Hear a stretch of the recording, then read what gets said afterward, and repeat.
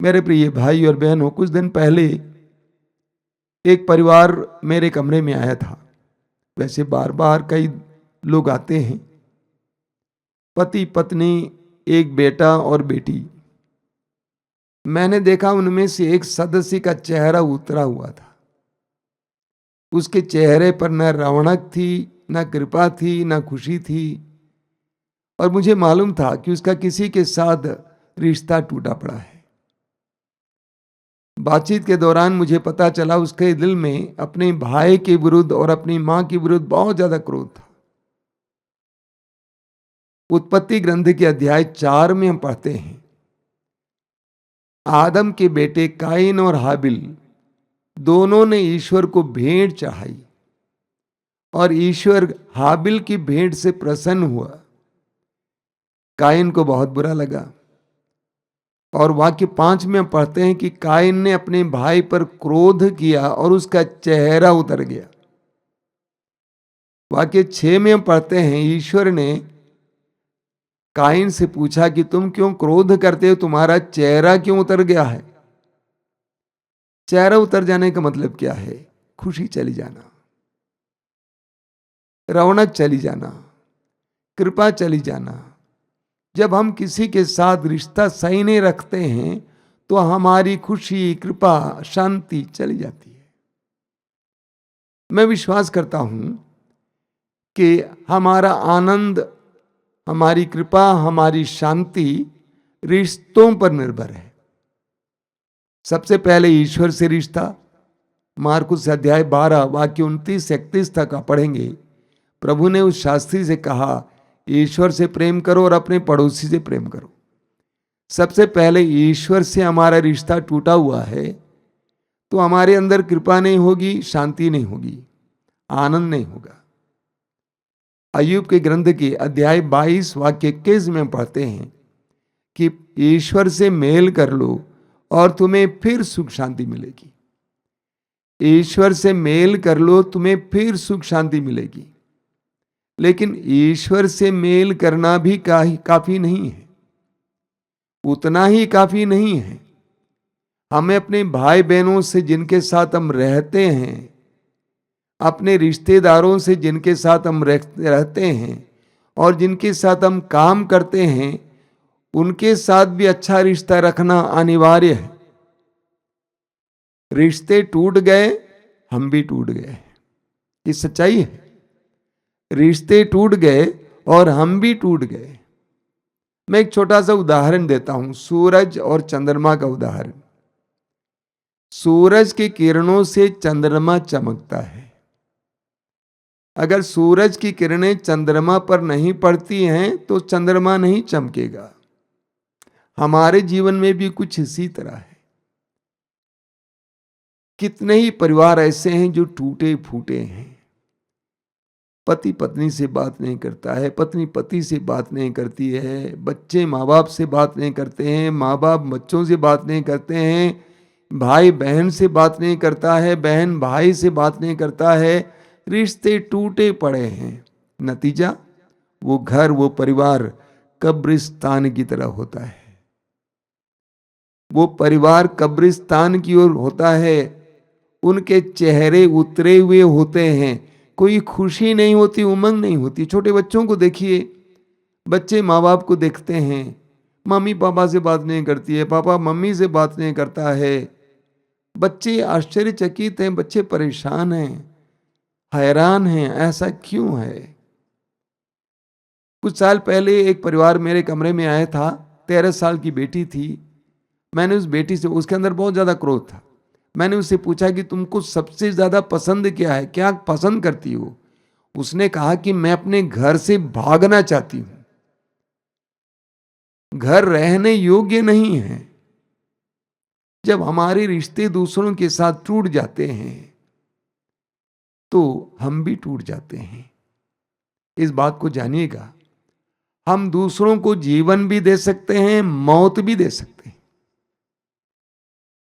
हम दूसरों को जोड़ भी सकते हैं, तोड़ भी सकते हैं, अपने शब्दों के द्वारा।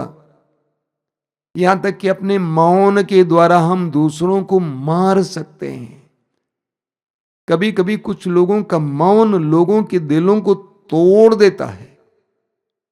कुछ लोग कहते हैं कि मैं तो अकेले जी लूंगा। ऐसा कतई नहीं हो सकता है। तुम कभी अकेले जी नहीं सकते हो। तुमको जीने के लिए अनाज चाहिए, तो अनाज पैदा करने वाला इंसान भी तो चाहिए तुम्हें। हर बात में इसी तरह है।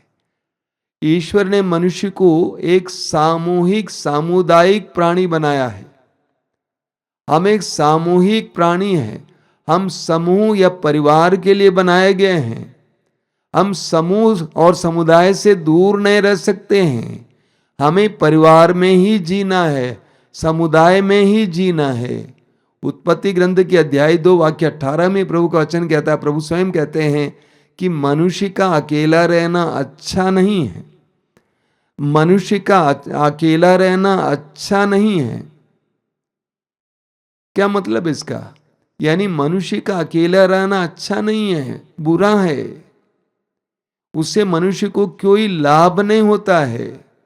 मनुष्य जितना सामुदायिक होता है, जितना सामाजिक होता है, उतना ज्यादा उसके अंदर आनंद आता है। प्रभु ने मुझे एक बहुत बड़ा वरदान दिया है जीवन में। इसके लिए मैं प्रभु को धन्यवाद देता हूं कि मैं सबको क्षमा कर पाता हूं। इसलिए मेरे अंदर बंधन नहीं है, मैं स्वतंत्र हूं। हर रोज मेरे अंदर ताजा आनंद है, ताजा आनंद है। देखिए, हमें सुसमाचार में एक बहुत सुंदर उदाहरण मिलता है। माता मरियम को स्वर्गदूत ने यह संदेश दिया कि वो मुक्तिदाता की मां बनने वाली है, और वो पवित्र आत्मा से भर गई। पवित्र आत्मा से भरकर वो एलिजबेथ के घर गई। मां ने, मरियम ने दूर से ही एलिजबेथ का अभिवादन किया, और उनके अभिवादन की आवाज सुनते ही एलिजबेथ पवित्र आत्मा से भर जाती हैं और आनंद के मारे उछल पड़ती हैं, और उनके गर्भ में जो बच्चा था वो भी उछल पड़ता है। हमें एक दूसरे के लिए प्रकाश का माध्यम बनना चाहिए। हमें एक दूसरे के लिए आनंद का माध्यम बनना चाहिए। हमें एक दूसरे के लिए कृपा का माध्यम बनना चाहिए। हमें देखकर, हमसे बातें कर लोगों को आनंद और कृपा का एहसास होना चाहिए। जैसे चंद्रमा को सूरज की किरणों से प्रकाश मिलता है, उसी तरह। लेकिन ये तभी संभव है जब हम दूसरों को क्षमा करेंगे। अगर हमारे अंदर अक्षमा रहेगी, मेल मिलाप की कमी है, तो ना केवल हमारा चेहरा उतरेगा, बल्कि हम दूसरों के चेहरों को भी उतार देंगे। यूहन्ना के पहले पत्र के अध्याय 4 वाक्य 8 में यूहन्ना कहते हैं कि ईश्वर प्रेम है, और जो प्रेम नहीं करता है वो ईश्वर को नहीं जानता है। ईश्वर प्रेम है, और जो प्रेम नहीं करता है वो ईश्वर को नहीं जानता है। बाइबल में जानने का तात्पर्य है अनुभव करना। ईश्वर प्रेम है। जो प्रेम नहीं करता है, जो मेल मिलाप नहीं करता है, जो दूसरों को क्षमा नहीं करता है, वो कभी भी ईश्वर का अनुभव नहीं कर सकता है। उसके अंदर ईश्वर का आनंद, ईश्वर की कृपा नहीं बनी रह सकती है। यूहन्ना के पहले पत्र के अध्याय 2 वाक्य 9 से 11 तक पढ़िएगा, बहुत सुंदर वचन है। यूहन्ना कहते हैं, जो कहता है कि मैं ईश्वर से प्रेम करता हूं, अपने भाई से बैर करता है, वो अंधकार में है। वो अंधकार में है और उसे नहीं मालूम वो क्या कर रहा है। उसके ऊपर अंधेरा छाया हुआ है। और जितना हम एक दूसरे को माफ करेंगे, क्षमा करेंगे, प्रेम करेंगे, उतना हमारे अंदर प्रकाश देखने को मिलेगा। प्रवक्ता ग्रंथ के अध्याय 28 उसके वाक्य 2 से 6 तक वचन में हम पढ़ते हैं कि अगर हम मनुष्य होते हुए एक दूसरे को क्षमा नहीं करते हैं, तो ईश्वर से हम क्षमा की अपेक्षा कैसे कर सकते हैं? अगर हम मनुष्य होते हुए दूसरों को क्षमा नहीं करते, हम पापी हैं, दुर्बल हैं, कमजोर हैं। हम एक दूसरे को क्षमा नहीं करते हैं, तो ईश्वर से कैसे हम क्षमा की अपेक्षा कर सकते हैं? ईश्वर प्रेम जरूर है, लेकिन उस क्षमा और प्रेम के लिए हमें लायक होना भी जरूरी है। मत्ती के समाचार के अध्याय 6 उसके वाक्य 14 और 15 में प्रभु कहते हैं, बहुत सुंदर वचन है। प्रभु कहते हैं यदि तुम दूसरों के अपराध क्षमा करोगे तो तुम्हारा स्वर्गीय पिता भी तुम्हें क्षमा करेगा, परंतु यदि तुम दूसरों की को क्षमा नहीं करोगे तो तुम्हारा पिता भी तुम्हारे अपराध क्षमा नहीं करेगा। प्रभु कहते हैं कि अगर तुम दूसरों को क्षमा नहीं करोगे तो तुम्हारा स्वर्गीय पिता भी तुम्हें क्षमा नहीं करेगा। जब हमारे पाप क्षम्य नहीं होते हैं, हमें हमारे पापों के लिए क्षमा नहीं मिलती है, तो क्या होगा? हम अपने पाप को ढोएंगे और वो हमारे चेहरे पे दिखाई देगा। हम अपने दोष को ढोएंगे, हमारे दोष भावना होगी, हम परेशान हो जाएंगे। लेकिन जितना हम दूसरों को क्षमा करेंगे उतना हमारे अंदर क्षमा का अनुभव होगा। लूकास के सुसमाचार के अध्याय 6 उसके वाक्य 37 और 38 पढ़िएगा। प्रभु यीशु कहते हैं 2 और तुम्हें भी दिया जाएगा, 2 और तुम्हें भी दिया जाएगा। कितना दिया जाएगा? हिला हिला कर, दबा दबा कर तुम्हारी गोद में डाल दिया जाएगा। 2। मेरे प्रिय भाई और बहनों, जीवन जीने के लिए जीने की कला सीखने की जरूरत है, और जीने की कला का रहस्य है प्रेम, क्षमा। जीवन जीने के लिए इस कला को, इस रहस्य को जानना जरूरी है। हम जिस नाप से देंगे उसी नाप से हमें मिलेगा। देना सीखिए, लेना सीखिए। कई लोग सिर्फ लेना ही चाहते हैं, देना भी तो सीखिए। प्रेम दीजिए, क्षमा दीजिए, प्रेम लीजिए, क्षमा लीजिए। एफेसियों के पत्र के अध्याय 4 उसके वाक्य 26 और 27 में संत पौलुस हमें याद दिलाते हैं, यदि आप क्रुद्ध हो जाएं तो इस कारण पाप ना करें। सूरज के डूबने से पहले ही अपने आप को शांत कर लें। शैतान को अवसर नहीं देना चाहिए। जब हम अपने हृदय में क्रोध को बनाए रखते हैं और उस क्रोध में सूरज को डूबने देते हैं, यानी एक दिन भी अगर आप अपने दिल में क्रोध बनाए रखते हैं तो आप अपने जीवन में शैतान को अवसर दे रहे हैं। आप अपने हृदय में शैतान के लिए आसन बिछा रहे हैं और शैतान आपके जीवन में कार्य करेगा। शैतान की अक्षमा, घृणा, अशांति, बेचैनी सब आपके जीवन में देखने को मिलेगा। मेरे प्रिय भाई और बहनों, हमारी प्रार्थना ही काफी नहीं है। कई लोग प्रार्थना करने वाले हैं, बहुत अच्छे हैं, प्रार्थना बहुत अच्छी है, लेकिन इतना ही काफी नहीं है। हमें इस्यास नबी की ग्रंथ के अध्याय 1 उसके वाक्य 15 में पढ़ने को मिलता है, जब तुम प्रार्थना करोगे, अपने हाथ फैलाओगे, मैं अपनी आंखें बंद कर लूंगा, मैं दूसरी तरफ देख लूंगा, और तुम लंबी लंबी और ऊंची आवाज में प्रार्थना करोगे, मेरे कान तुम्हें नहीं सुनेंगे। क्यों? क्योंकि तुम्हारे हाथ रक्त से रंगे हुए हैं।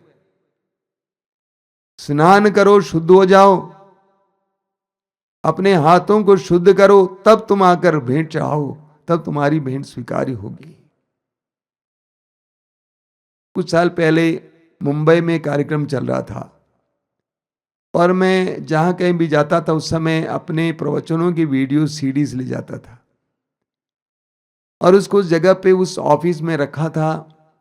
ऑफिस में जो बहन रहती थी, मैंने उससे कहा कि ऐसा इसको बेचना और पैसा मुझे दे देना। बेचना मतलब देना, और ज्यादा पैसा नहीं लेता था। एक दिन उस बहन ने कहा मुझसे कि ऐसा है कि एक आदमी आए थे और आपसे मिलना चाहते थे, क्योंकि एक दिन पहले वो आपका एक प्रवचन ले गया था। प्रवचन में आपने मेल मिलाप के बारे में कहा था और प्रवचन के वचनों के द्वारा उस भाई के हृदय को प्रभु ने स्पर्श किया। और वो भाई ये बताने के लिए आए थे कि मैं अपनी बहन से 19 साल से बात नहीं करता था, हमारा रिश्ता टूटा पड़ा था और हम उस बहन के साथ रिश्ता जोड़ने और मेल मिलाप करने जा रहे हैं। कितनी सुंदर बात है।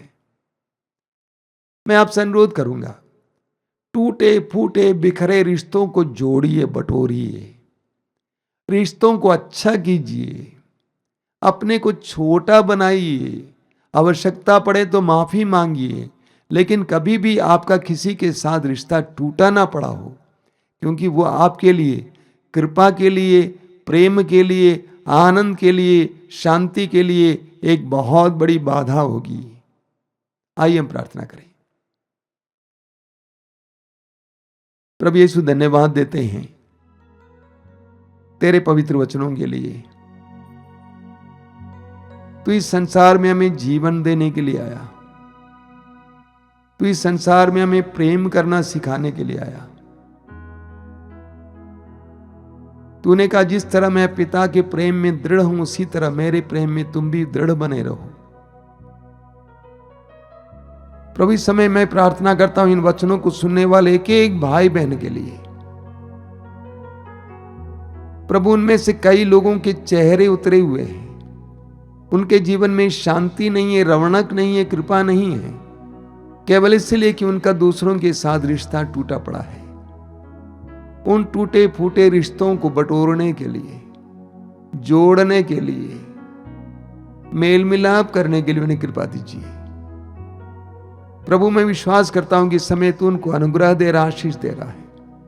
आशीर्वाद देना, क्षमा का वरदान देना, विश्वास का वरदान देना, प्रेम का वरदान देना। यीशु धन्यवाद प्रभु, धन्यवाद। तेरी स्तुति, तेरी आराधना।